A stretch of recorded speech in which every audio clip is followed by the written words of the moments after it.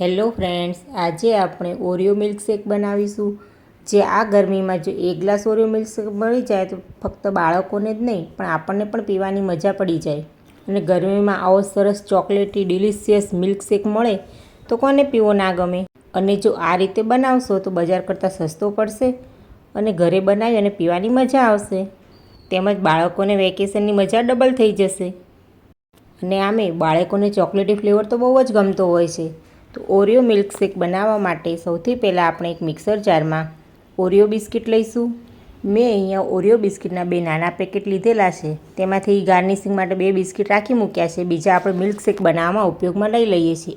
એક dairy milk લઈશું, તેમાં 1 સ્કૂપ વેનીલા આઈસ્ક્રીમ ઉમેરીશું, 1 ટેબલસ્પૂન ચોકલેટ સિરપ ઉમેરીશું।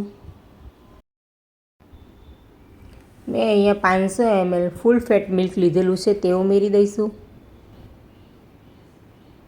4 આઈસ ક્યુબ ઉમેરીશું। હવે ઢાંકણ બંધ કરી અને ચર્ન કરી લઈશું। તો એકદમ ડિલિશિયસ ચોકલેટી અને ફટાફટ બની જતો ઓરિયો મિલ્કશેક તૈયાર છે। હવે તેને સર્વ કરીશું। કાચના ગ્લાસને આ રીતે ચોકલેટ સિરપથી ડેકોરેશન કરી લઈશું અને હવે મિલ્કશેક ઉમેરી દઈશું। તો એકદમ ઇઝી ફટાફટ બની જતો ઓરિયો મિલ્કશેક તૈયાર છે। એકવાર બનાવીને જરૂરથી ટ્રાય કરો। આ ગરમીમાં બાળકોને તેમજ તમને પણ પીવો ગમશે।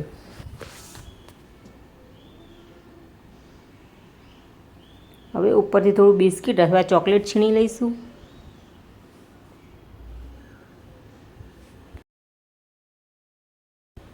આપણે જે ઓરિયો બિસ્કિટ રાખ્યું હતું તે એક ગાર્નિશિંગમાં મૂકીશું। ઉપરથી ચોકલેટ સિરપ પોર કરીશું।